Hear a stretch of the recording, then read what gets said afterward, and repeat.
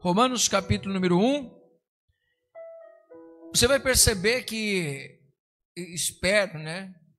Às vezes, para as pessoas que gostam de estudar a palavra de Deus, tem muita riqueza, muita riqueza. E eu fico assim, desesperado com Deus, para que eu possa pregar de uma maneira simples, não simplista, direto ao ponto, sem perder riqueza. Porque às vezes a gente quer ir direto ao ponto e a gente perde muitas riquezas. Então, você vai perceber que Romanos é uma carta muito rica. Se você vai perceber, durante essas ministrações, mais algumas que virão à frente, que Paulo está pegando algo bruto e colocando assim para a gente. Depois do capítulo 2 em diante, ele vai destrinchar de novo todo o pensamento dele. E vai ser um misto de sentimento, de hora que você está achando que está bombando, aí Paulo vem e te derruba lá embaixo, depois ele te levanta, porque a palavra de Deus precisa colocar você num lugar verdadeiro, sem ficção. Às vezes eu fico preocupado com isso.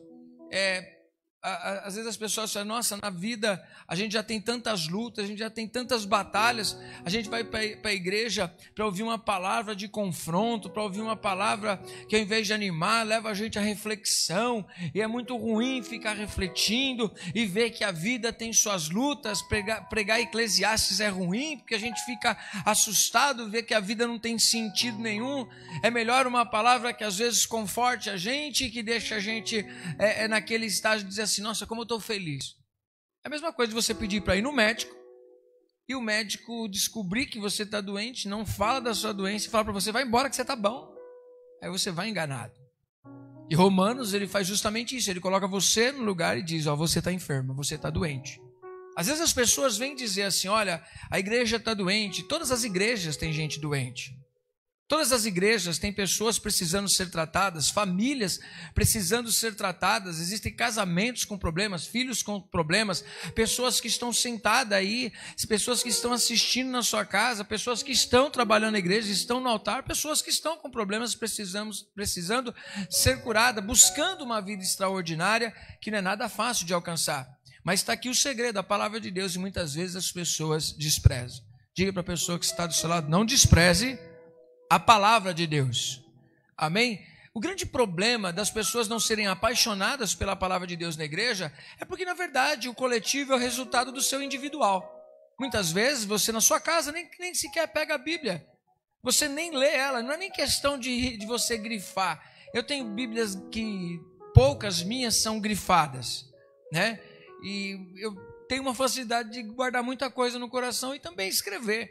Mas assim, isso não significa que eu não leio. Eu gosto, pelo contrário, de ler várias versões. E não é só para pregar. Assim como as pessoas não podem vir na igreja para simplesmente abrir a Bíblia só no dia que ela vai ouvir. A Bíblia da pessoa é mais crente do que ela fica já na igreja para guardar o lugar no banco, né? Na casa ela não lê. Para que ela vai levar para casa? Ela só lê aqui, ó. Então a Bíblia fica aqui na igreja. A Bíblia é mais convertida do que a pessoa. Então a Bíblia fica ali no cantinho e aí vai ficar difícil da pessoa querer se interessar pela palavra de Deus. Só que não tem outro meio pelo qual você vai ser curado senão pela própria palavra de Deus, porque ela tem cura para a tua vida. Amém? Ela alinha você aos céus. E nós percebemos até hoje que Paulo, ele vai mostrando a história dele, ele vai mostrando a mente que ele tem, só que daqui para frente, dessas ministrações à frente, você vai perceber que Paulo é o seguinte, ele tinha uma mente, ele transformou essa mente, ele transformou a história dele, só que ele vai começar a mostrar que isso muda também o ambiente, muda as pessoas que ele se relaciona, muda a mente, muda a maneira que ele vê as pessoas que estão à sua volta. E é isso que é interessante. O pastor Vitor pregou aqui uma vez e marcou muito quando ministrou sobre Tiago, que da onde vêm os nossos problemas? Os nossos problemas vêm de dentro da gente. Amém? Diga assim, os nossos problemas vêm de dentro da gente. Então, se você não transforma você dentro, você não vai transformar nada ao seu redor. Você precisa ser transformado de dentro para fora. E às vezes as pessoas buscam muito uma palavra de conforto, não de confronto. Porque todos nós, fala a verdade, estava comentando com a minha esposa vindo para cá, né, irmão? Eu falei assim, a carne, ser humano, né, o físico da gente, às vezes é uma chuva, e você pode perceber isso, gente. para uma pessoa que tem dificuldade de ter prazer, se estiver chovendo, é ruim ir para a igreja. É bom dormir, é bom ficar no cantinho. Lá está frio, também é bom ficar em casa, não é bom sair na rua. Está sol demais, também não é muito bom para sair, porque está sol demais, está muito quente. À noite está frio, eu não posso sair com meu filho, eu não posso sair, eu não posso isso, eu não posso aquilo. E Deus tem dado até a oportunidade de pessoas terem carro e ter facilidade de vir para a igreja. Na verdade, eu vou dizer uma coisa para você, é que as pessoas estão arrumando desculpas para dizer da sua falta de desejo de estar na igreja buscando ao Senhor. Amém? Nós vemos pelas lives, não só da Efrata, como outras lives também, pessoas que não acompanham, nem vêm na igreja, nem acompanham live, e a gente pergunta, o que as pessoas estão fazendo? O que essas pessoas estão comendo? Sabe quando a gente descobre que elas estão comendo? Quando elas ligam para a gente e falam assim, estou desesperado, parando de ir na igreja, desistindo de tudo. Por quê? Se alimentou de porcaria, não tem mais força, só se lembra de Deus na hora da sua dificuldade. Quem está entendendo, diga misericórdia. Mas é uma realidade. Quando uma pessoa está passando pela prova e precisa de um grande milagre, ela faz jejum, ela vem na igreja todos os dias e até reclama com o apóstolo, por que não tem mais culto? Só tem 2 cultos na semana. Não, tem que colocar mais um culto no domingo, tem que colocar mais culto na semana, tem que fazer reunião de oração, tem que fazer cela, até resolver o problema. Quando resolver o problema, agora não tenho mais tempo para essas coisas. Isso se chama também ingratidão. Amém? A gente aprendeu semana passada, falamos sobre como nós vemos Jesus. Paulo mostrou justamente isso. Uma sociedade, pessoas que eles precisam alinhar o seu foco, né? Ver direito como ele está enxergando a pessoa de Jesus. Porque na hora do Jesus de milagres, um monte de gente quer, mas na hora do discipulado, as pessoas fogem. Mas o discípulo que é discípulo, ele quer seguir, não importando as lutas, as dificuldades. Ele sabe aonde ele está se metendo. Ele tem uma visão correta a respeito de Jesus Cristo. E ele não vive para essa terra. Ele está nessa terra, mas ele vive motivado pelas coisas do céu. Amém? Mas apóstolo, isso é importante para nós? Totalmente, porque agora Paulo, ele vai falar que ele não é o único. Ele não é o único, ele tá escrevendo para destinatários específicos. Ele está falando dele. Mas do que adianta eu falar de um ambiente que não pertence a outras pessoas? Eu preciso falar com pessoas que têm a ver com o ambiente que eu quero comunicar a elas, amém?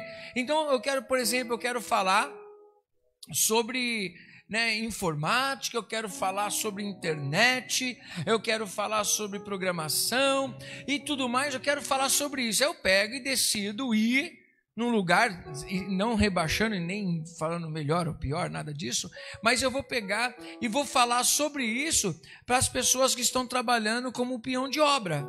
Eles vão entender a minha linguagem? Não vão entender minha linguagem. Se eu falar com um engenheiro, talvez, mas com aquele que está com a mão na massa ali, virando a massa, carregando as madeiras, enchendo as lajes, não é muito parte do universo de muitos deles assim. Amém? Então vai ficar meio sem entender. O livro que você lê, por exemplo, um livro que você não tem intimidade com ele, não tem nada a ver com o seu dia a dia, não vai te edificar em nada, porque não tem a ver com a sua profissão, não tem a ver com os seus pensamentos, não tem a ver com os seus valores. Então você não vai querer ler, você não vai querer perder seu tempo.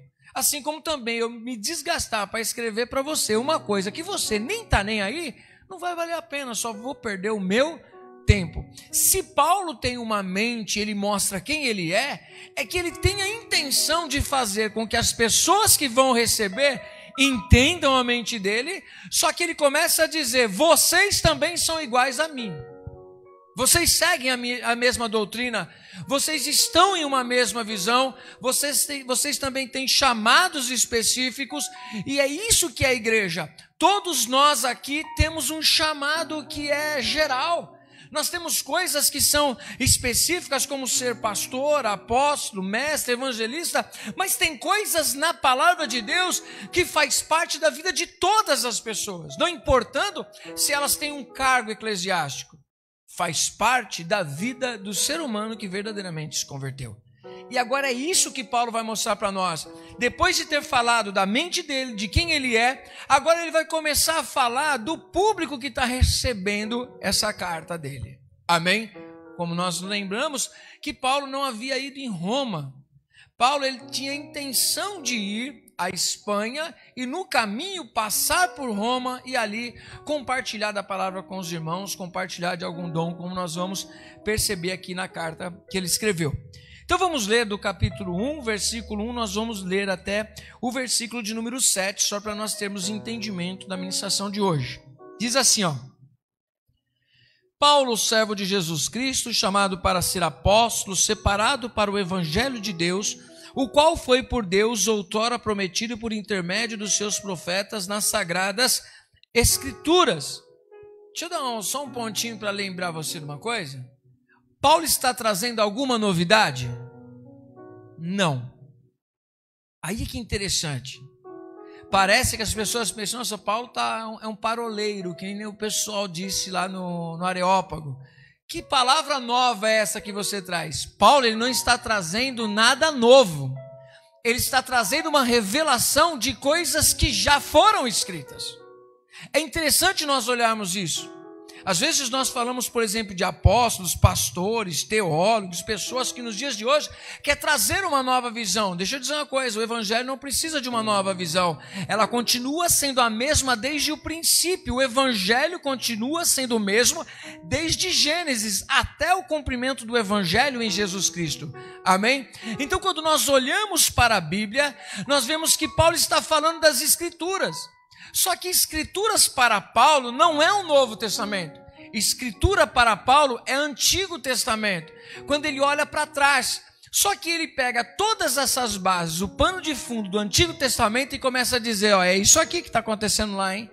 Então parece que, só para vocês entenderem como metáfora, o pano de fundo que Paulo tem é toda a Escritura do Antigo Testamento. Amém? E ele se coloca à frente do cenário com todo aquele pano de fundo. E aos poucos ele vai trazendo as verdades do Antigo Testamento para a nossa vida hoje. Isso é teologia. Amém? Esse é o esquema teológico de Paulo. Ele está justificando todo o pensamento dele com as Escrituras. Por isso que é um tratado teológico. Porque ele vai falar de muita coisa. Dentro de Romanos, do capítulo 1 até o capítulo de número 16. Amém? Vamos junto comigo aqui. Com respeito a seu filho, o qual segundo a carne veio a descendência de Davi, e foi designado filho de Deus com poder, segundo o Espírito de santidade pela ressurreição dos mortos, a saber, Jesus Cristo, nosso Senhor.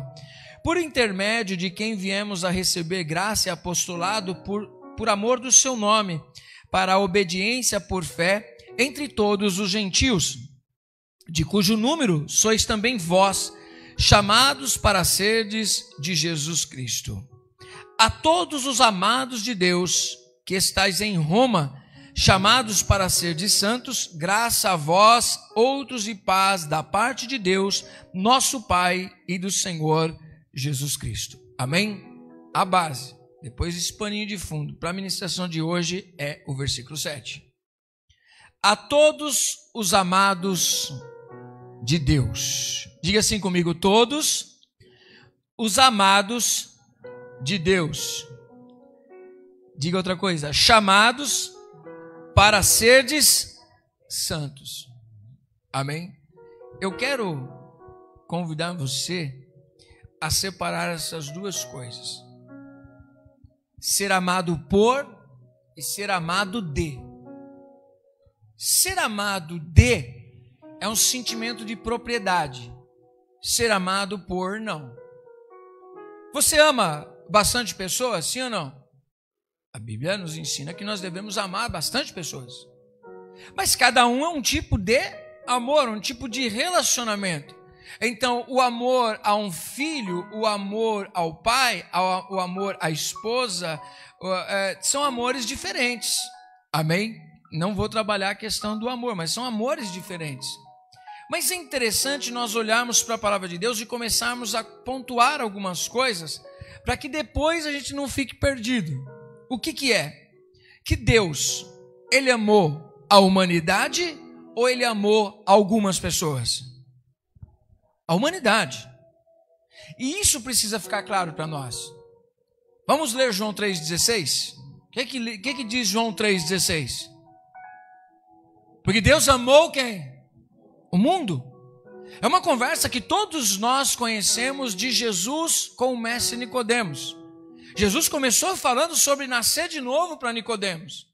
Até que chegou um momento que Jesus, naquela conversa com Nicodemos, que muitas vezes as pessoas esquecem que ele ainda está numa conversa com Nicodemos, ele diz assim: porque Deus, o Pai, amou o mundo de uma tal maneira que enviou o seu Filho unigênito para morrer numa cruz, para salvar, não para condenar. Só que, se Deus enviou Jesus para morrer numa cruz por todo mundo, significa que todo mundo foi salvo. Todo mundo foi amado por Deus.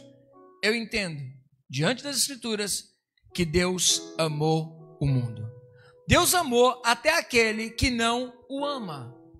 Talvez hoje você esteja até numa caminhada de amor com Deus, que você ainda não chegou no nível de dar a sua vida por amar a Deus. Nós percebemos na palavra de Deus que Pedro, ele é um cara que ele entende que o relacionamento que ele tem com Jesus é tão próximo, é tão aliançado, tão firmado, que quando Jesus fala que está chegando no fim, ele fala assim: não, jamais. Todos podem te abandonar, mas eu não te abandono jamais. Todos, menos eu, Jesus, eu não te abandonarei, jamais. Porque eu te amo, eu tô pronto.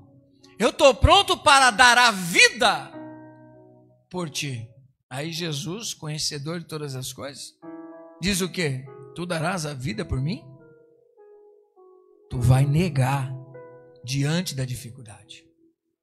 Interessante que, lendo a palavra de Deus, nós percebemos que Pedro, ele falou principalmente dele, mas a Bíblia também diz que os outros também seguiram o mesmo caminho. Jesus, nós somos dos 12, nós somos a equipe, nós somos top, Jesus, nós estamos juntos mesmo. E é interessante isso, quando muitas vezes nós ouvimos das pessoas. Você já ouviu de alguém, uma pessoa dizer para você assim: estou junto com você, nós estamos juntos, nós vamos até o final? Quantas vezes isso? Eu fico pensando, para nós como líderes, como é difícil isso. Eu fico imaginando como líder, o Abraão, ele tentando dar um jeitinho de uma ajuda para Deus, porque ele precisava de alguém para ter descendência, para dar continuidade.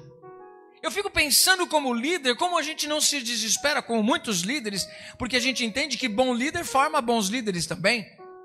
O bom líder, ele forma sucessores, pessoas que estejam à frente. Mas como que um líder pode entregar o seu coração na mão de um filho? Como que um líder pode descansar e confiar na sua liderança? Porque muitas vezes nós somos traídos por pessoas normalmente. E quantas vezes nós não somos traídos pela própria liderança? Pelas próprias pessoas que comem no prato com a gente, por aquele amigo que vai na sua casa, por aquele amigo que disse: nós estaremos juntos em todos os momentos difíceis. De repente você se encontra sozinho. Quem está entendendo? Momentos dessa dificuldade. Por isso que eu vejo que é muito bom. Nós precisamos confiar nas pessoas, nós precisamos amar as pessoas, nós precisamos estar sim aliançado com pessoas, mas nós precisamos viver o que a palavra de Deus nos ensina, que nós não podemos fazer da carne o nosso braço forte, nós não podemos nos apoiar em pessoas para servir a Deus, senão nós vamos desistir. E esse é o grande problema muitas vezes, que nós nos apoiamos sentimentalmente nas pessoas. Ah, se aquela pessoa não tiver, eu sinto muita falta. Sentir falta é uma coisa, desistir por ela não estar é outra. Parar por falta de apoio, por falta de aplausos, meu irmão, é complicado isso.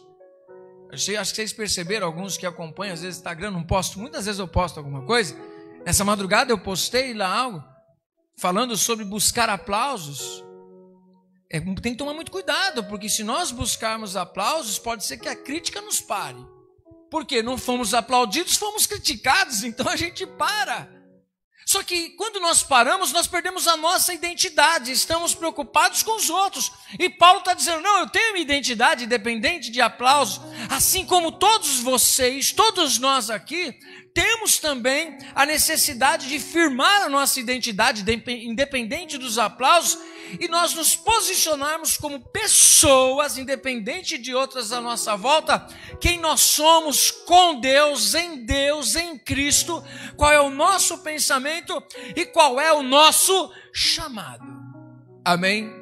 Diga assim, eu tenho um chamado. E hoje eu vou dizer para você, vou revelar o teu chamado. Sério, apóstolo? Vou revelar o chamado universal. Não é um chamado específico, é um chamado universal. Aqui nos diz a palavra que existe o amado por e o amado de. O amado, como Paulo aqui disse, no versículo 7, a todos os amados de Deus. Se falamos aqui um pouco rapidamente sobre Deus amar o mundo inteiro, muita gente usa isso dizendo, bom, se Deus amou o mundo inteiro e Jesus Cristo morreu pelo mundo, significa que o mundo está salvo. Não. Só que o grande problema para nós é que a gente tem um julgamento muito errado. Nos esquecemos de dois tipos de graça, só para você ter entendimento. Existe uma graça comum e uma graça especial. A graça comum, que é essa manifestação do amor de Deus por toda a humanidade, todos desfrutam. Diga assim comigo, todos desfrutam de uma graça comum. O que é uma graça comum? Uma graça comum é a seguinte: você conhece pessoas que não acreditam em Deus? Alguém conhece? Você conhece pessoas que não querem nem saber de igreja, não acreditam na Bíblia e já vieram na igreja e ainda criticam, pessoas que falam, não, o pastor só é um cara que só quer ganhar dinheiro, não quer trabalhar, não quer fazer nada da vida. Pastor que está de olho em dinheiro, é isso que pensa, pessoas são tudo tonta, é isso mesmo, eu não sou massa de manobra, é isso aí que é a igreja, nada mais do que isso. Não acredito nesse papo todo de que Deus existe, de que eu vou ter que prestar conta. Cada um tem sua verdade, cada um tem sua ideia. A verdade é relativa, nada é absoluto. Você conhece pessoas assim? Existem pessoas assim? Elas existem? Sim? Se elas existem é porque elas estão vivas. Sim ou não? Bom, mas espera aí. Pense comigo. Você no lugar de Deus. Uma pessoa blasfema, uma pessoa fala que você não existe e você existe. Você foi quem criou todas as coisas. O que você faria com essa pessoa? Possivelmente, como seres humanos, mandava um raio na cabeça. Simples, não é? Não creu neu, agora só para você acreditar. Agora eu acredito. Talvez nós sairíamos fulminando um monte de gente. Não faria isso. Como não faria isso, irmão? Às vezes, quando as pessoas nos deixam, o primeiro sentimento que a gente tem é que as pessoas se dê mal para ver que o partidão que perdeu. Sim ou não? Que se dê mal. Vai voltar comendo aqui, na minha mão. Né, Fábio? Não soube valorizar. Agora perdeu a bênção. Não é assim? Não é o pensamento? Você pode não falar, mas muitas vezes não vem esse sentimento no coração? Vem. É natural como ser humano.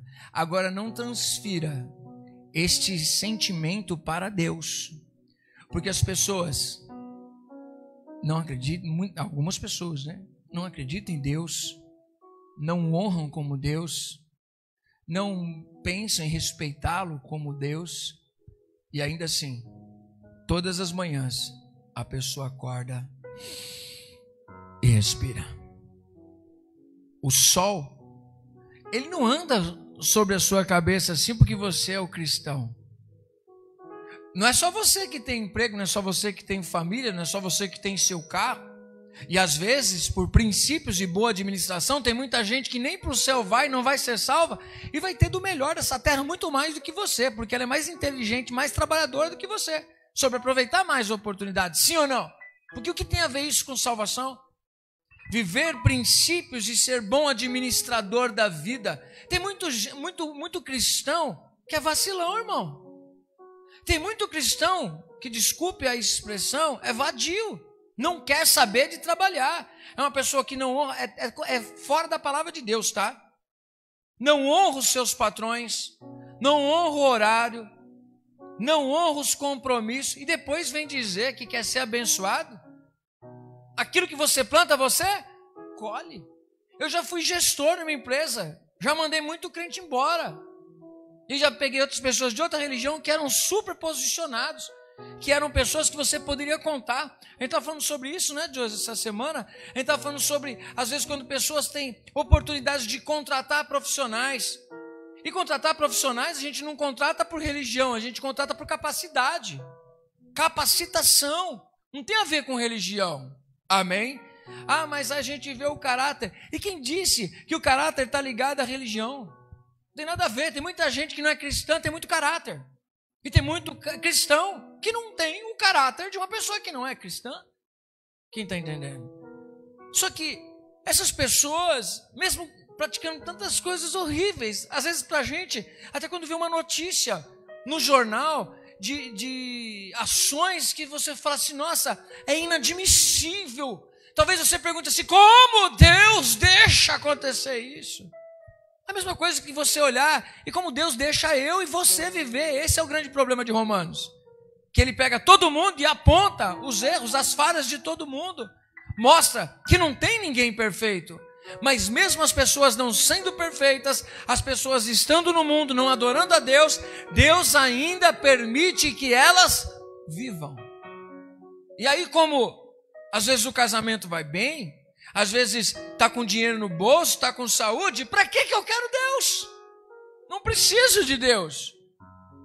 Mas mal a pessoa sabe que ela está desfrutando de uma graça comum, que é um favor. Graça é você receber uma coisa que você não merece. E as pessoas no mundo, em geral, dentro da igreja e fora da igreja, desfrutam ou não desfrutam dessa graça comum? Todos uma graça comum. Isso é ser amado por Deus. Agora, quando Paulo está falando aqui, ele está falando com pessoas que estão em Roma, mas eles não são somente amados por Deus, eles são amados de Deus. Eles têm algo diferente. É o outro tipo de graça. É a graça especial. E essa graça especial é para todos aqueles que aceitaram o favor de Deus para eles, o perdão de Deus na pessoa de Jesus Cristo. Essa graça especial faz com que essas pessoas se tornem filhos e filhas de Deus. Essas pessoas, elas são tiradas de um reino de trevas e são trazidas para um reino de luz. Essas pessoas que um dia estavam perdidas, longe de Deus, agora se aproximam através da cruz de Cristo. É uma graça totalmente especial. É Deus amando o mundo e Deus te dando a oportunidade de você desfrutar do amor dele. O que significa isso? É que Deus amou o mundo inteiro, mas Deus não foi amado pelo mundo inteiro. Deus não tem essa história. Eu sei que às vezes é uma brincadeira, espero que seja uma brincadeira, não seja uma coisa levada ao pé da letra, que existem pessoas que parecem que são especiais para Deus. Não parece? Mas tem pessoas que são os queridinhos de Deus. Deixa eu dizer uma coisa para você. É a melhor notícia que você pode receber. Deus não tem filhos queridinhos. Deus não tem filhos preferidos. Existem filhos que desfrutam mais do amor do pai. Isso não significa que é o pai que mudou o amor. Lá em casa nós somos em 3 irmãos. E normalmente, por eu ser o mais velho com 27 anos, então passei muitas coisas com a minha mãe. Passei muitas lutas que meus irmãos não viveram, principalmente na questão com meu pai. Então as minhas lutas me aproximaram cada vez mais e mais da minha mãe. Então muito sofrimento a gente sofreu junto, muito mais do que eles. Isso faz com que a gente esteja cada vez mais ligados. Aí, a princípio, parece que os meus irmãos dizem assim, Dona Maria, é o queridinho dela, é o preferidinho dela. Não. É que a gente sofreu muitas coisas juntos. Passamos muitas privações, muitas lutas que os meus irmãos não passaram. Isso fez eu desfrutar de um amor muito mais próximo, um cuidado muito mais próximo da minha mãe, de um zelo que os meus irmãos não tiveram a necessidade. Mas se você for ver por ganhar coisas e ter coisas, meus irmãos foram muito mais amados. Porque eles tiveram coisas que eu não tive na minha infância. Nossa, apóstolo, você precisa de cura interior. Não, eu sou sarada, graças a Deus. Mas eu me lembro até hoje. Eu acho que eu com meu irmão, que é o mais caçula, eu devo ter uns 6 anos, 5, 6 anos de diferença. E eu me lembro que eu nunca ganhei um bonequinho daquele Comandos em Ação. Você lembra que tinha esse Comandos em Ação? O Cobra, G.I. Joe, esse negócio. Eu ganhei um boneco daquele. Um dia meu pai deu um forte com um monte de boneco dentro pro meu irmão, gente. Olha que diferença. Não sei se você viveu isso. Eu estava falando com minha esposa esses dias, eu encontrei um primo, e quando eu vi, ele me cumprimentou, lembrei lá atrás, Xandão, lá atrás da avó e do vô, quando tinha pessoas especiais que ali ganhavam algumas coisas. Você faz parte desse outro lado? Que não era a mesma coisa. Então, são momentos que a gente vai desfrutando com as pessoas que vão marcando nossas vidas. Amém? Relacionamentos mais próximos. Mas uma coisa eu entendo como pai. Existem filhos que se doam mais a um relacionamento do que outros. Não tem problema. Eu com a minha mãe é como um pai para mim. Não existe coisas ocultas. Se eu precisar chorar, eu choro. Se precisar conversar, eu converso. Tem essa liberdade toda. Mas os meus irmãos também não têm? Tem. Mas quem desfruta diferente da mãe, quem desfruta diferente do pai? Não são eles. Sou eu. Meu irmão, a minha irmã. Porque o problema não está neles. O problema está no nosso relacionamento com eles. Como cada um tem um relacionamento. Com Deus é a mesma coisa. Ele está disponível. Deus, na parábola que Jesus mostra do filho pródigo, qual filho que o pai mais amava? O filho pródigo que foi embora ou o filho que ficou em casa? Os dois. Qual dos dois valorizava, amava e desfrutava mais do amor do pai? Qual deles? Nenhum. Nenhum valorizava o pai e se preocupava com o sentimento do pai. Por isso que eu falo que nessa parábola eu tenho sempre meus sentimentos compadecem do pai. Por quê? O filho vai embora, não está nem aí para o sentimento do pai. O filho volta, o irmão fica revoltado, porque não está nem preocupado com a alegria da volta do irmão. Então quem se preocupa com o coração do pai? Ambos não desfrutavam. Eu acho, dentro da parábola, olhando, a pessoa que mais desfrutava do amor do pai e compartilhava isso não eram os filhos, eram os servos. Sabe por quê? Eu não vejo os servos criticando a alegria do pai. Quando pergunta, eles falam: meu, tá uma festa, faz maior tempo que a gente não vê festa nessa casa. O teu pai tá feliz porque teu irmão voltou, mano, tá maior festa. Ele pediu pra gente matar um bezerro cevado, a gente matou, a gente fez a festa aqui. Aí o irmão fica revoltado, porque o outro não tem direito. Ué, mas o pai não está feliz? Está tudo certo. Porque alguma parte era do menino que ficou em casa? Não. 100% era tudo do pai. Não era nem do que foi embora, nem do que ficou. Era do pai, o pai não havia morrido. Por que o cara vai ficar triste? Ah, porque ele gastou a minha parte. Não, ele gastou a parte que era do pai. Então a importância ao pai, o relacionamento do amor com o pai, assim como as pessoas no mundo, as pessoas foram amadas por Deus, mas elas não devolveram isso para Deus, não o reconheceram como Deus, não o amaram como Deus, não se entregaram ao relacionamento na pessoa de Jesus Cristo, porque eles não são filhos, são criaturas que desfrutam. Talvez você fique magoado comigo, triste, porque eu posso amar você, eu posso querer o seu bem, eu posso orar por você, mas eu não posso fazer de você um filho de Deus. O único que pode te fazer um filho de Deus é o Espírito Santo agindo no seu coração, você se arrependendo, você entregando tua vida para Jesus e a partir daquele momento desfrutar de uma graça especial. Amém? Ao desfrutar dessa graça especial, você não vai ser melhor do que eu, nem melhor do que seu irmão. Nós seremos todos iguais, desfrutando de um mesmo amor. Aí você fala, nossa, parece que aquela pessoa ali andava com Deus todos os momentos. Ué, Deus também quer fazer isso com você. Andar com você a todos os momentos. Não, mas olha, João era mais amado. Ah, irmão, eu empurraria o João de vez em quando e deitaria no colo de Jesus e falaria assim, agora é minha vez. Porque João se entregava para esse relacionamento. Marta, Maria, Lázaro, por que eles eram tão amados por Cristo e Jesus gostava de estar na casa deles? Porque Jesus se sentia amado e é gostoso estar na casa de quem a gente se sente amado. Quanto mais você amar a Deus, mais você desfruta desse amor, mais você se envolve com Ele e você entende que Ele te ama, não porque você acerta. Mesmo errando, Ele te ama, porque o amor do Pai é assim. Ele não te ama porque você é perfeito, porque nós na igreja e as pessoas no mundo somos falhos do mesmo jeito. Apóstolo, então o que faz da gente diferente?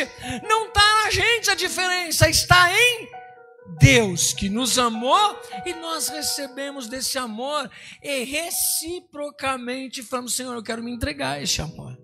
Mas o nosso amor não é perfeito. Nós não somos perfeitos como as pessoas não são perfeitas. Nós não somos justos em si mesmos como as pessoas não são justas. Mas o que nós somos? Nós somos justificados na pessoa de Jesus Cristo.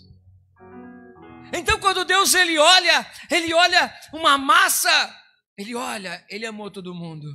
Mas quando ele olha com a ótica de Cristo, ele começa a ver os filhos.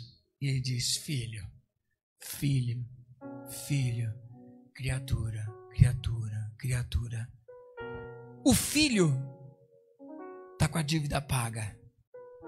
A criatura ainda está em dívida com Deus. Quem está entendendo? Então os amados de Deus, eles são amados, eles desfrutam deste amor de Deus, mas o que vai fazer deles diferença no mundo? Eis aí o X da questão.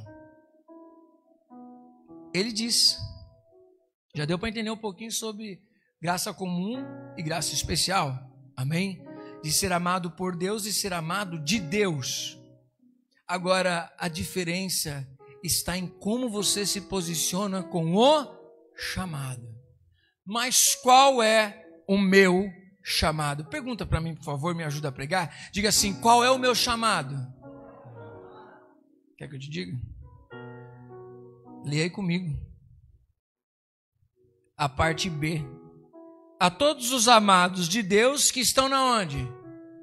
Em Roma. Chamados para seres...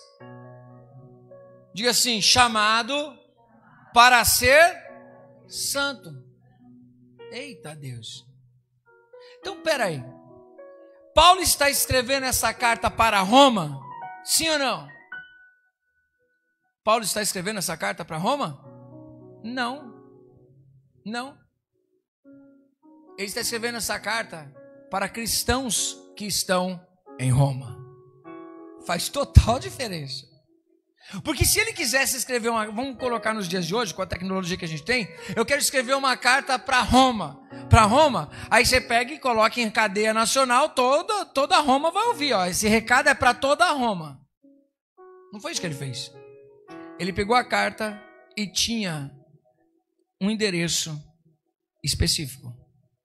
Pessoas que estavam em Roma, mas elas não eram qualquer pessoa. Elas eram pessoas santas, pessoas separadas. Sabe o que significa isso? Que o chamado meu e seu, de todo cristão, antes de exercer uma função, é o chamado à santidade. ser separado para Deus. A Bíblia, deixa eu dizer uma coisa para você. A gente já tocou nesse assunto durante algumas ministrações.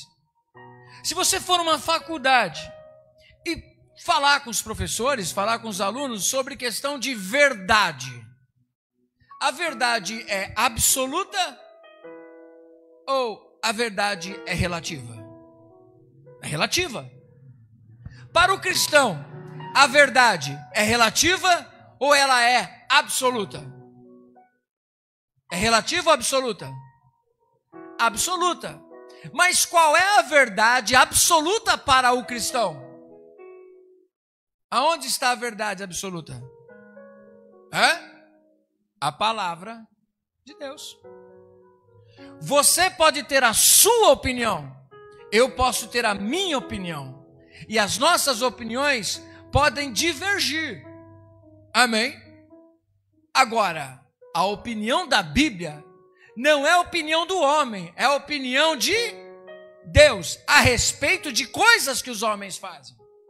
Então a ótica de Deus é diferente da nossa. A nossa ótica, a gente vai trabalhar mais à frente isso, mas a nossa ótica diz o seguinte: aquele cara é melhor, aquela menina ali é melhor, aquele cara ali é mais legal, aquele ali faz o bem, aquele ali pratica o mal. A nossa ótica. Mas a ótica de Deus e a verdade de Deus, através da palavra dele, ele entende, ele percebe que diante da santidade, da pureza que ele é, não existe ninguém perfeito. Não existe esse cara, essa menina mais bonitinha, mais perfeitinha para Deus. Não, tem pessoas que se entregam mais a serem moldadas e pessoas que não querem ser moldadas em nada. Pessoas que morrem e pessoas que querem viver. Por isso que Jesus disse que aqueles que quiserem viver vai ter que morrer.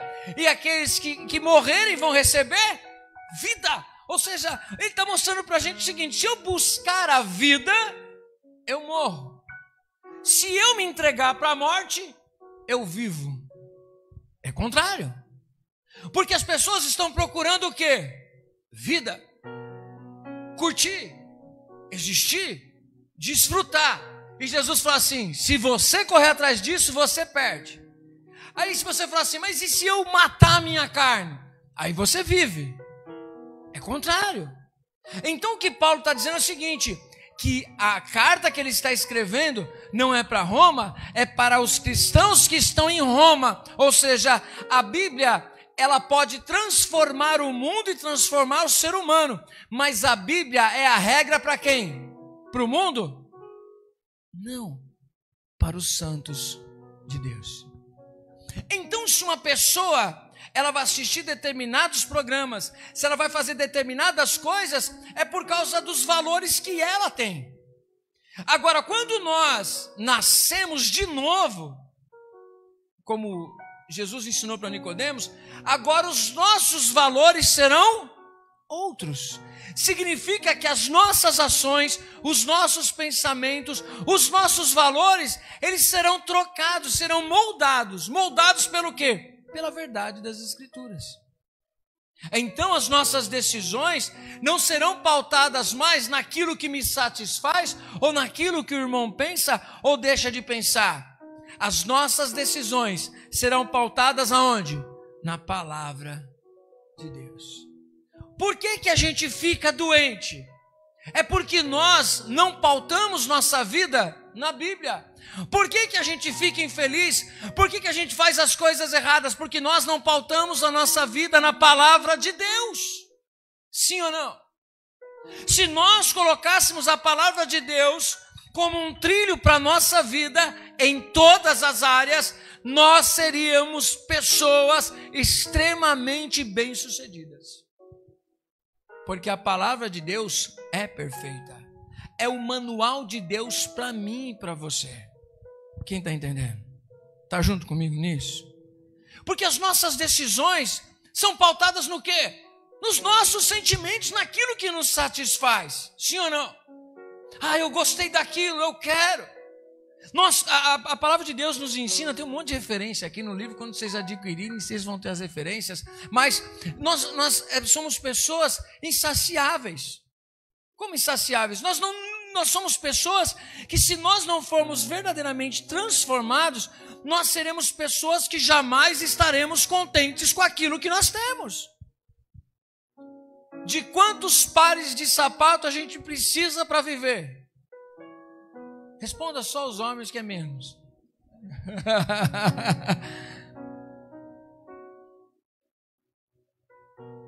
Não, preciso de um monte. Saiu aquele. Não, agora está na moda, estão usando. Já estava conversando com o Querendo sobre o negócio das crianças, que eu não acompanho muito o universo das crianças. Mas agora é uma febre desses negócios de anime, né? As coisas de anime, dos chinesinhos, sei lá, japonesinho lá. É anime? Anime? Mas é isso aí. O anime. É Naruto, é isso, é aquilo. Aí você fala assim, meu... E correr a criançada em febre por causa desse negócio. E tem um estilo que é aquilo. Não adianta não se adaptar, porque a roupa é naquelas lojinhas, aquele jeito, quando você acha. Senão você tem que ir lá, acho que é lá para Liberdade, que acha esses negócios. Aí você vê a menina na loja com aquela roupa assim, parece um mangazinho. Sei lá, é uma mangá? Não sei se eu acertei também. Aí, ditando a moda. É isso aí que tem que ser. A gente olha na TV... Dificilmente eu assisto. Eu gosto muito de filme de super-herói. Nem existe. Mas tem um monte de coisa que não existe também, bobo. E você assiste. Fantasia, aquele mundo de fantasia. Aí às vezes aquela pessoa assiste a novela, assiste o filme e quer aplicar aquilo à vida dela. Aqueles valores da novela, aqueles valores do desenho animado, aqueles valores que estão influenciando, fala assim, agora é esse aí que é o padrão, a moda na igreja, a moda no altar, a moda de como se veste, a moda de como se come, de como se fala, tudo moda, moda, moda, e às vezes a gente trilha a nossa vida e toma decisões por aquelas modas, mas não trilha a nossa vida pela moda da palavra de Deus. A gente olha muitas vezes naquela novela que um fez isso com o outro e que quer matar o outro e que o outro se lasca, você fica até com raiva do vilão. Você fica com raiva daquele cara, você fica com raiva daquela menina, você fica com raiva das pessoas, e é só uma história, mas aquelas histórias acabam sendo valores. Que as pessoas começam a se vestir igual, a se portar igual. E o pior de tudo é disparate. E está indo para a internet que eu estou falando. Às vezes igrejas, graças a Deus, nefata não acontece, não vai acontecer enquanto eu estiver vivo, e que em nome de Jesus eu consiga discipular. Fazer os passinhos do funk dentro da igreja. E Jesus, que isso? Eu preciso? Não é porque a gente vai trazer as pessoas, mentira! Não vai transformar ninguém. Vai fazer o que as pessoas querem, elas virão para a igreja, mas pessoas dentro de uma igreja não significa que estão salvas. Não significa isso. Você pode lotar a igreja, não estou fazendo apologia à igreja vazia ou à igreja cheia. Mas o chamado do pastor, de um líder de uma igreja, não é de encher a igreja, isso é trabalho do Espírito Santo. O meu trabalho e o trabalho de qualquer um que vier pregar aqui neste altar é pregar a palavra de Deus. Encher a igreja é coisa do Espírito Santo. Nós precisamos pregar a palavra de Deus, que molda a mim e molda você e nos alinha ao valor de Deus. E isso as pessoas não querem. Você não quer.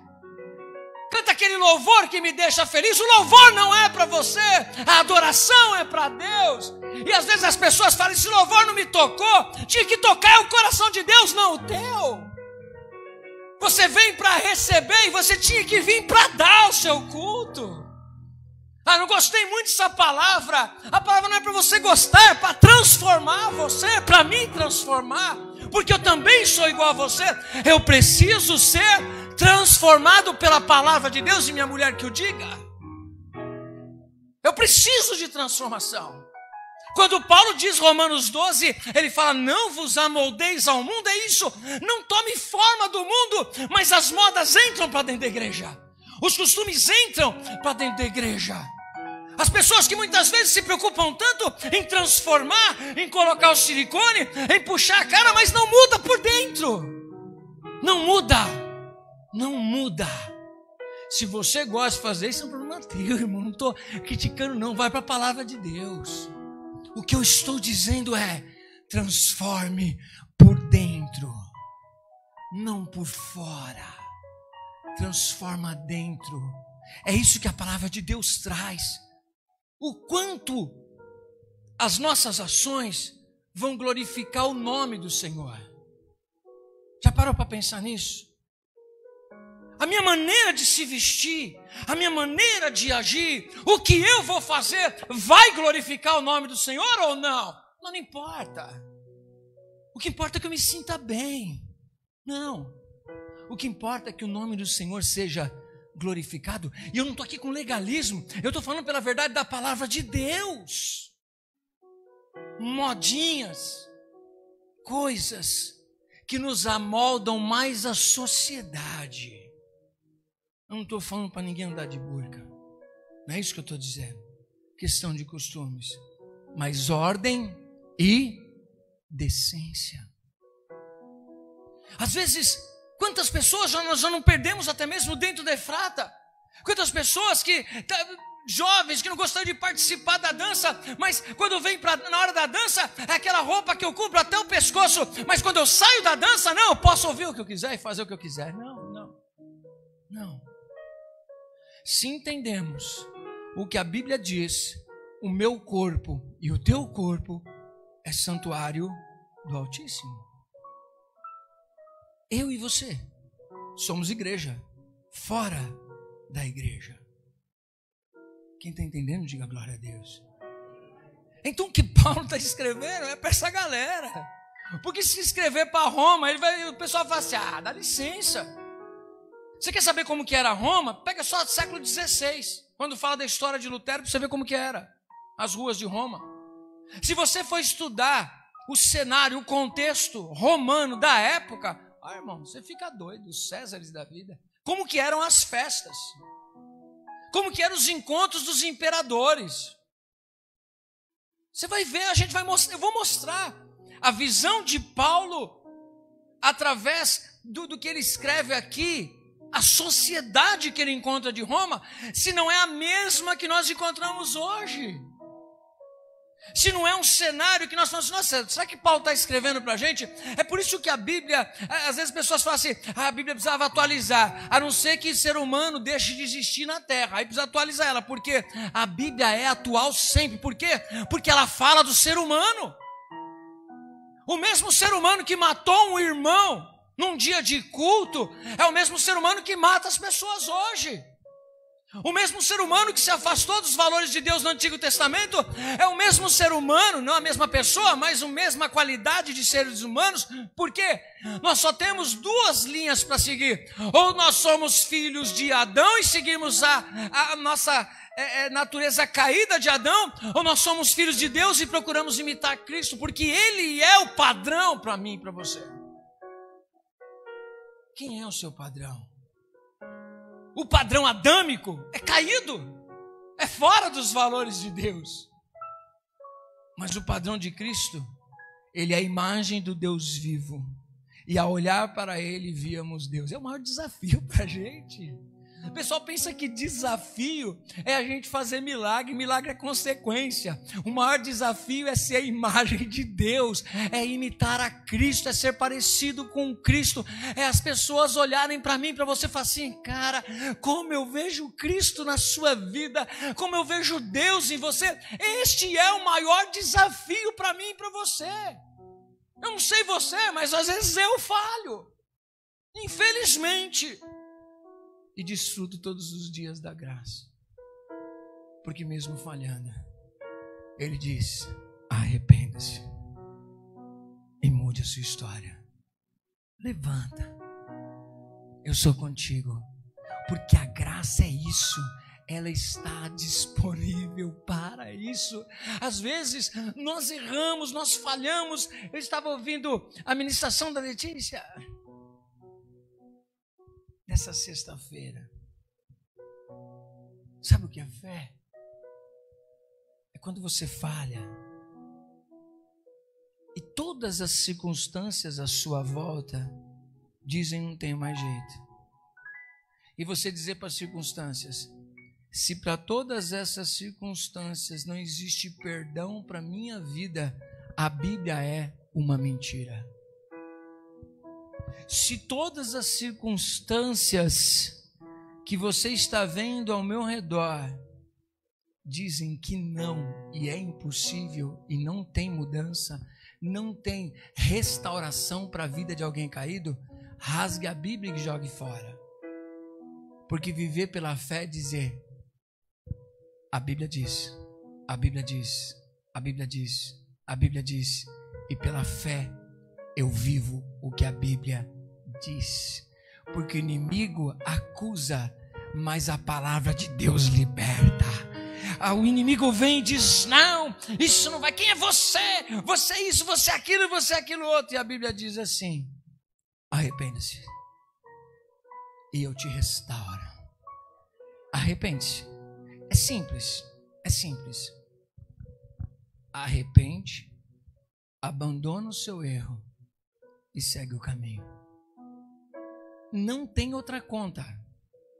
Arrependa-se, abandone e siga o caminho. Ponto. Diga assim comigo: arrependa-se, abandone, peça perdão, siga o caminho. O inimigo vai acusar, a consciência vai acusar, as pessoas vão acusar.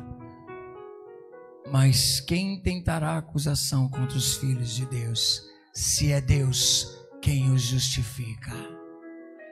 Isso é fé, isso é graça, isso é buscar a santidade.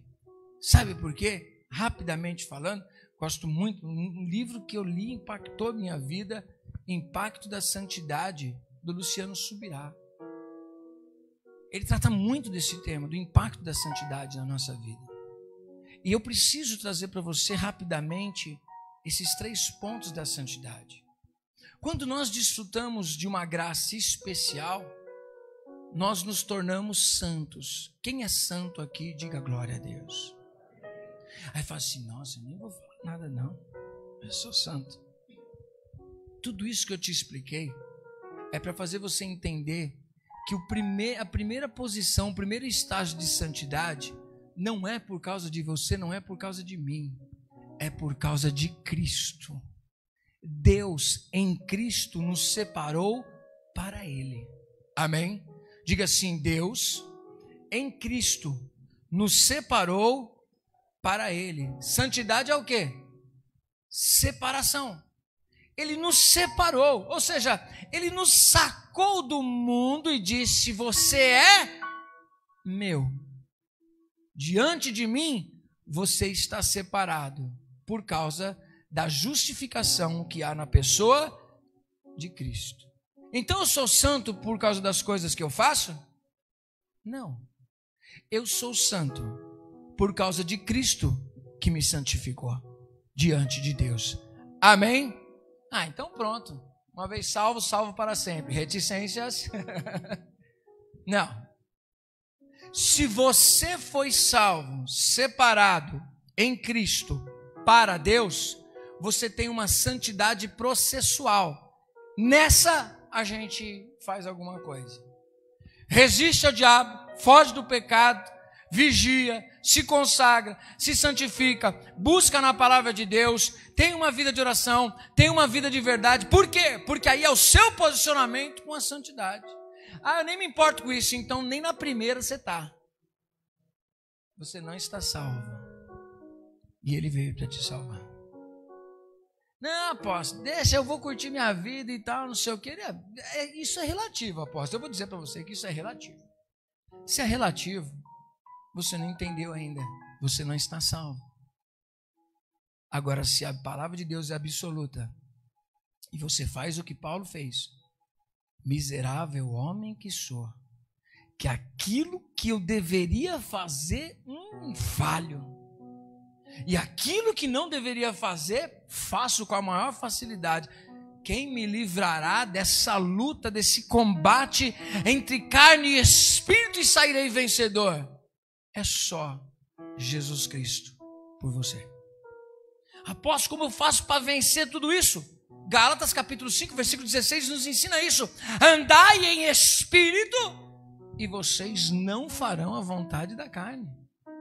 Se você andar na carne, você vai satisfazer as vontades da carne. Até as coisas, como a gente já ministrou outras vezes, que não são pecaminosas em si, se tornarão pecado na sua vida. Porque comer não é bom? Sim ou não? Comer um bolo, comer uma lasanha bem gostosa, comer uma coisa boa, é bom. Agora você comer de passar mal é glutonaria. Sim ou não? É isso. Eu estou falando de comida porque é simples. A gente pode falar de outras coisas mais escabrosas que você já entendeu, mas não preciso. Amém? Então, você odiar, você não perdoar, você ter ira, você ter inveja, todas essas coisas são frutos da carne, sim ou não? E Paulo está escrevendo para esse pessoal de Roma que entendeu que isso não compete mais a eles. Não pode mais. Mas não pode porque o apóstolo disse? Não pode porque a Bíblia disse não pode. Porque são pecados condenáveis pela palavra de Deus. Então o que deve fazer? Deixe o ímpio o seu caminho e vai servir a Deus, é isso. Diga assim, não tem outra. Essa é a verdade. Amém. Vida de santidade. Apóstolo, mas se eu falou da terceira, tem uma terceira. Confesso para vocês, não fiquem preocupados, porque eu não vou pregar tudo isso aqui que está escrito, tá, gente? É só um rascunhozinho meu aqui.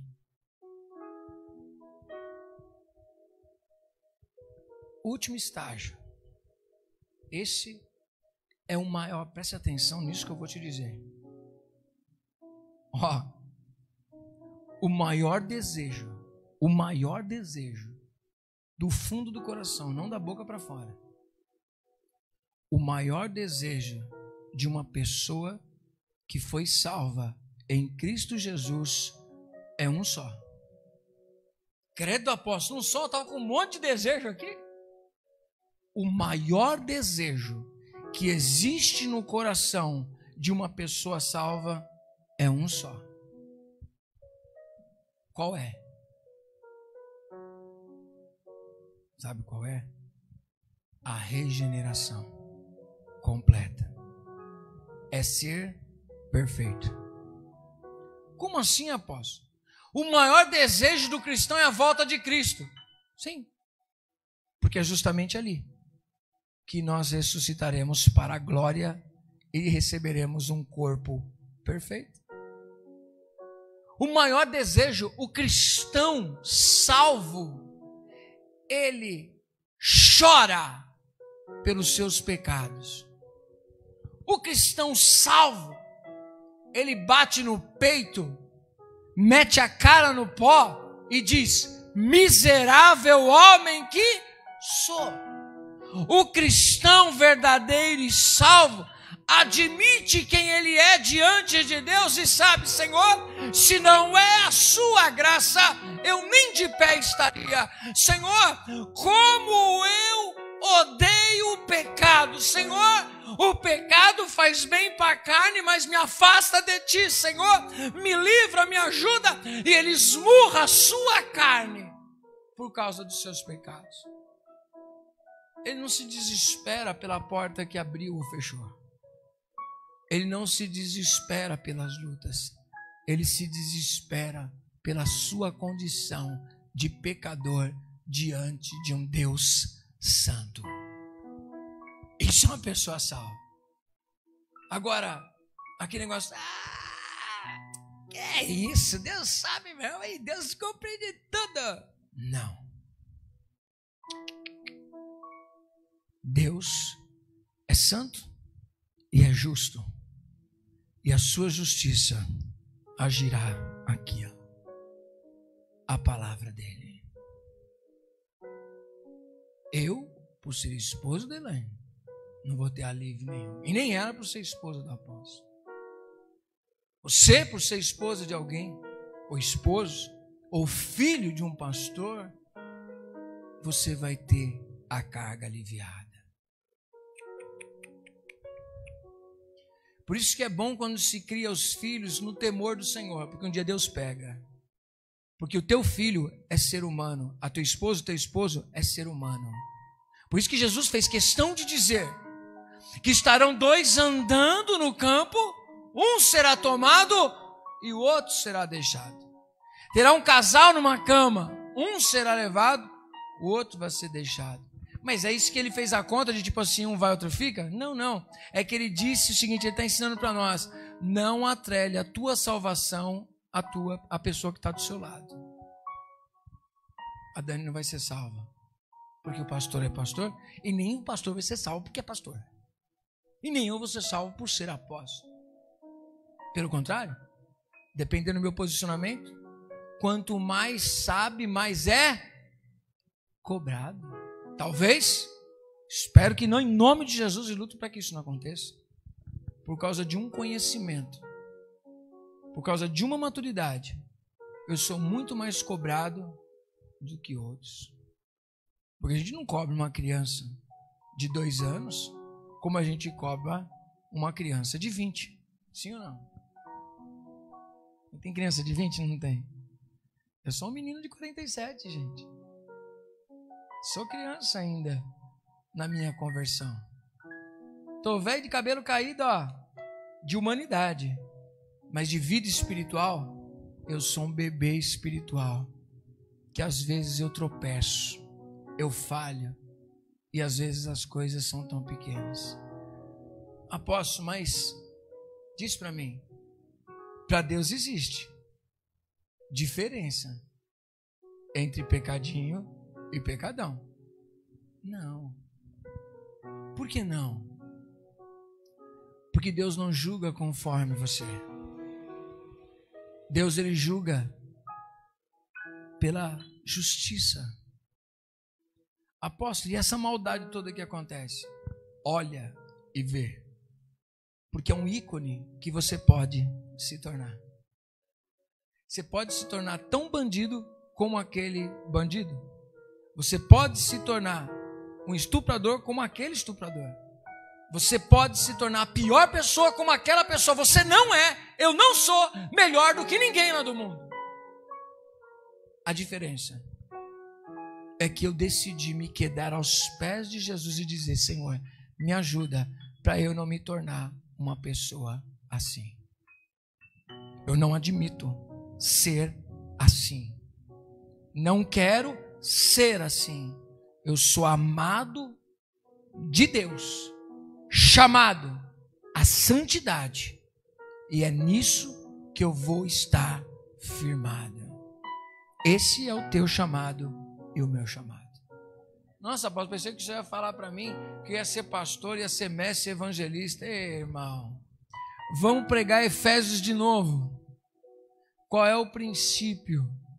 Antes de chegar em Efésios 4, antes de ir para a batalha espiritual, primeiro começa a entender que a salvação vem em Cristo, foi Deus que fez.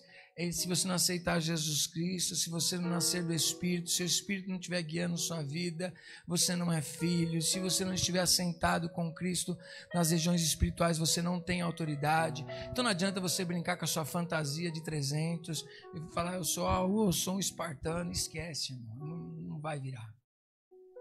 É fantasia, é utopia. Agora, se você começar a realmente assumir a sua posição em Cristo, salvo, lutando contra o pecado. A nossa luta é contra a carne e contra a sangue? E se eu disser para você que é? Você vai acreditar em mim? Sim ou não? Acho que eu vou te explicar para você acreditar em mim. Quando Paulo disse que a nossa luta não é contra a carne nem contra a sangue, é contra a carne e sangue dos outros. A nossa luta é sim contra a nossa carne, contra o nosso sangue, contra a nossa carnalidade, não é contra pessoas. É isso que está dizendo em Efésios capítulo 6, versículo 10. A nossa luta não é contra pessoas, mas é contra uma pessoa. Quem é essa pessoa? O maior mal em você é você. Tu crê? Essa eu fiz que nem o pastor François, hein? Tu crê? O maior mal que existe em você é você mesmo. Satanás só usa essa maldade para você se entregar nesse caminho.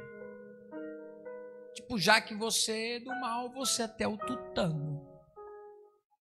Por isso que Paulo, na caminhada, ele vai dizer assim: assim como apresentastes os vossos corpos para servir ao engano, à prostituição, à idolatria, agora vai até o tutano servir a Deus. Foi isso que ele fez. Já percebeu quem é Paulo? Paulo, ele é extremista religiosamente como um fariseu, mas ele é extremamente também como um cristão. Ele decidiu romper. Eu sou isso e vou viver isso. E o que passa disso é procedência maligna. Ele dava vida por aquilo que ele acreditava no farisaísmo, mas ele dava vida por aquilo que ele acreditava no cristianismo. Tem coragem? Topa de ser esse soldado? Quem está entendendo, diga glória a Deus. Apóstolo. Então essa santidade processual vai acontecer um dia? Vai. É o sonho, é o desejo de ser liberto do corpo pecaminoso para receber um corpo glorificado. Para quê? Para estar para sempre junto do Pai. Esse é o desejo do salvo. Tipo, um trocando ideia agora, falou assim: meu, já a hora, Fabinho, receber um novo corpo, está diante do Pai. Pai, não terei mais que lutar contra o pecado, porque ele não terá domínio mais sobre mim. Eu não sentirei o desejo de pecar, não passará nem sequer o pensamento de pecado em mim. Apóstolo, vai acontecer? Vai, na glorificação. E é isso que a gente almeja? Bom, seja esse o sentimento que há em vós, como servos de Deus. Quem está entendendo, diga glória a Deus. Bom, eu creio que a gente pode fechar por aqui. Na semana que vem a gente fala sobre o conceito de família cristã. Mas hoje o que fica para nós é esse versículo 7. A todos os amados de Deus que estão em Roma, chamados para serdes santos, graça a vós outros e paz da parte de Deus nosso Pai e do Senhor Jesus Cristo. Amém. Então, não tem problema se você falar de Bíblia para as pessoas e elas não entenderem nada, não, porque não faz sentido nenhum para ela. A maior dificuldade que eu tenho e a maior tristeza no peito de um líder é entender que a Bíblia não faz sentido para quem está dentro dela. Eu falar de Bíblia, de tudo isso que eu estou pregando para você, para uma pessoa que nunca esteve numa igreja, que são poucas, é até admissível. Você não entende nada, né? Às vezes, o Felipe ainda gosta da Pepa? Mudou agora. Mas ele gostava muito da Pepa. Agora é filme. Evoluiu já. Mas eu lembro quando ele via a Pepa, né, pastor? Ele via a Pepa, ele cascava o bico com a Pepa. Eu olhava para a Pepa e falei: que graça que ele vê essa Pepa, né? Pirava. No meu universo, a Pepa não é legal. No universo dele, é surreal. A Bíblia é justamente isso. No universo de Deus, no mundo de Deus e na mente do cristão, a Bíblia faz total sentido e é da hora, mano. O cara pira, meu Deus do céu, que coisa, meu pai, meu Deus, o que esse cara tá vendo isso daí, velho? No mundo do cristão e no mundo de Deus, estar na igreja, adorar a Deus é surreal.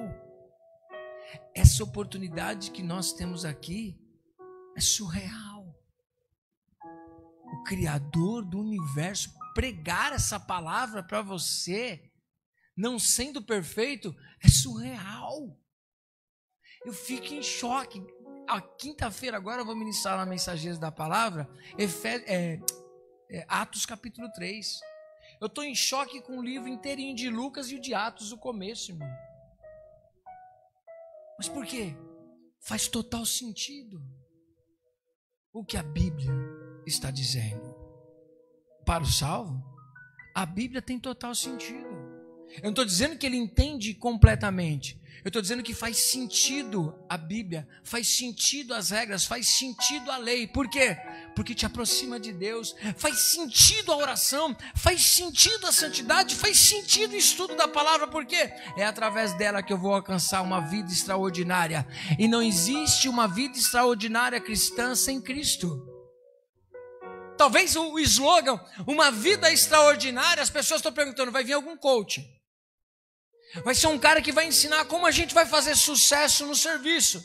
Não, vai vir uma pessoa que vai ensinar como que a gente vai ter sucesso no casamento. Não, vai vir uma pessoa ensinando como é que a gente vai ter sucesso nas finanças. E eu vou dizer uma coisa para você, que é justamente isso que a gente está pregando, mas não da maneira que você entende. Porque o problema das suas finanças é quem? Você.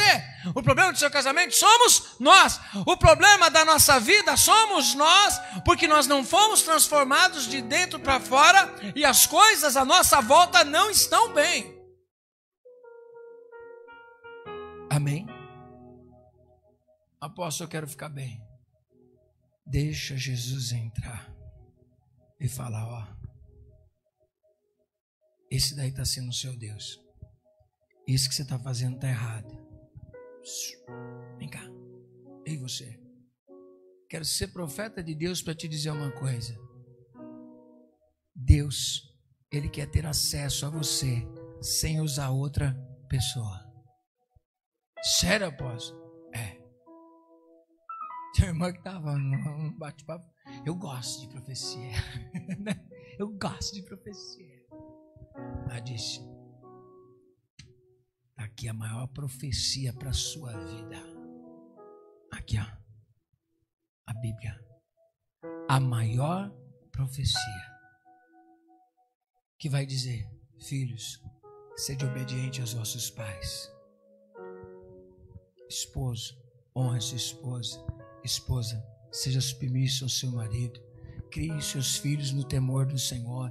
Honre ao Senhor. Com as primícias da tua renda, o Senhor vai te abençoar. Olha, invista. Não invista em uma coisa, investe em 7. Lança o teu pão sobre as águas. Libera o perdão. Ame. Se perdoe. Ame pessoas. Seja amado. Amado por Deus. Ame-se a si mesmo. Ame o ambiente ao seu redor. Tenha uma vida de gratidão. Seja grato a Deus. Olha quanta coisa. Eu preciso trazer um coach para te falar isso daí. Está aqui para você, irmão. A Bíblia nos diz, e eu fecho com esse versículo e com esse capítulo. Jeremias, capítulo número 31. Se coloca de pé e nós vamos finalizar. Jeremias 31. Preste atenção no poder da aliança que Deus trouxe através da boca do profeta. Eis que dias vêm, diz o Senhor, em que firmarei uma nova aliança com a casa de Israel e com a casa de Judá. Não conforme a aliança que fiz com seus pais no dia em que os tomei pela mão para os tirar da terra do Egito, porquanto eles anularam a minha aliança. Não obstante eu os haver desposado, diz o Senhor, ou seja, eu era o marido deles. Como um marido e uma esposa, mas eles quebraram essa aliança. Mas eu vou fazer uma nova aliança, não conforme aquela. A aliança que eu fiz era externa. Agora a aliança que eu vou fazer é interna, no coração das pessoas. Porque esta é a aliança que firmarei com a casa de Israel depois daqueles dias, diz o Senhor. Na mente lhes imprimirei as minhas leis, também no coração lhes escreverei. Eu serei o seu Deus e eles serão o meu povo. E não ensinará jamais cada um ao seu próximo, nem cada um ao seu irmão, dizendo, conhece ao Senhor, porque todos me conhecerão, desde o menor até o maior deles, diz o Senhor, pois perdoarei as suas iniquidades e dos seus pecados jamais me lembrarei. Sabe o que significa? Eu não quero ser o Deus de longe, eu quero ser o Deus Emanuel, o Deus de perto. Eu não quero ter que usar uma pessoa para te falar uma coisa que eu posso falar cara a cara contigo. Né? Já pensou? Deus tem acesso a você. E você se tornar um sacerdote, uma sacerdotisa surda, que Deus tem que levantar outro para falar com você? Deus quer falar com você. E não tem coisa melhor do que Deus te chamar para o esconderijo dele e tratar você, limpar você, colocar você na água e te dar uma ducha, te lavar no sangue de Cristo de novo e te apresentar perfeito. Por quê? Ele te ama. Ele me ama. E Ele quer falar com você. Deixa eu dizer para você. Conforme as Escrituras dizem, lembra-te da onde caístes e volta à prática das primeiras obras. Lembra? Olha, reflete. É simples. Volta à prática daquilo que você não praticava mais. Volta para o Senhor. Volta e seja aquele adorador, aquela adoradora que teme o Senhor e que o ama acima de todas as coisas. É para essa sociedade que Paulo está escrevendo. A Bíblia pode mudar o mundo, mas ela não foi escrita com o primeiro intuito para o mundo. Ela foi escrita para o povo de Deus. Sabe o que significa teocracia? Teocracia é onde Deus manda.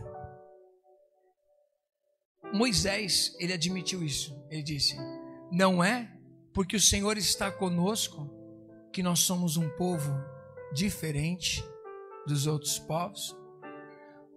Se você for falar com um hindu, ele vai ter um montão de deuses. Se você falar com um cristão, ele vai dizer: eu só tenho um único Deus e é a Ele que eu adoro. Ele é monoteísta. Ele acredita na palavra de Deus. No que você acredita? Na Bíblia. E o que ela disser que está certo, está certo. O que ela disser que está errado, está errado. É. Não tem uma verdade no meio? Não. É uma só. Nos encontremos com essa verdade. Conhecereis a verdade, e a verdade vos libertará. A tua palavra é a verdade, disse Jesus. Oremos ao Senhor. Curva a sua cabeça, faz essa oração neste momento de confissão, de arrependimento, e receba essa carta de Paulo. E para você, santo, para você, santa do Senhor, para você, santificado no sangue de Cristo, para você, eleito, servo, herdeiro e co-herdeiro de Cristo, essa carta é para você. Senhor, nós recebemos esta palavra. Eu começo de mim, Senhor. Uma palavra que me transforma de dentro para fora. Uma palavra que me alinha à tua vontade, Senhor meu Deus, e me confronta, mas que mostra o teu amor. Amados de Deus, chamados a serem santos. Essa santidade só pode vir através da ação do teu Espírito Santo em nós, Senhor. Perdoa-nos, porque muitas vezes brincamos com a santidade. Perdoa-nos, porque muitas vezes estamos desfrutando de uma graça barata, e um dia nós daremos conta das nossas ações, Senhor. É tempo de arrependimento, é tempo de restauração, é tempo de colocar cada coisa no seu devido lugar, para que haja um avivamento, uma manifestação do seu poder na nossa vida, Senhor. Comece em mim a restauração. Cobre as brechas, Senhor, meu Deus, sobre nossas vidas. Perdoa os nossos pecados familiares. Perdoa, Senhor, meu Deus, os nossos pecados como nação, como igreja. como pastores, como líderes, como cristãos, perdoa os nossos pecados, Senhor, porque eu quero receber essa carta hoje. Ao amado e santo apóstolo que está no Tucuruvi. Que cada um receba essa carta, dizendo ao amado de Deus, ao santo que está em algum lugar geográfico. Em nome de Jesus. Amém. Amém. Que essa carta seja para mim e para você. Eu sempre digo que a palavra de Deus, ela faz duas coisas com a gente. Ou ela nos confronta por causa dos nossos pecados e nossos erros, ou ela nos alinha dizendo, você está fazendo certo, continua na caminhada. Você já sabe. Se está fazendo certo, guarda e fala, vou permanecer firme. Quando Paulo diz que combati o bom combate, acabei a minha carreira, não significa que ele batalhou qualquer coisa, que ele desistiu, ele guardou a fé dele. Ele não se deixou corromper na caminhada. Não é que ele chegou, agora não preciso mais da minha fé. Não, ele disse, eu batalhei, eu guardei a minha fé. Eu não perdi ela no meio do caminho. Não perca a sua fé. Como foi pregado na sexta, tome o escudo, embrace. E ele é bem grande. Sabe por quê, Letícia? Você se esconde atrás da fé e nada te atinge. Vai bater, mas vai cair.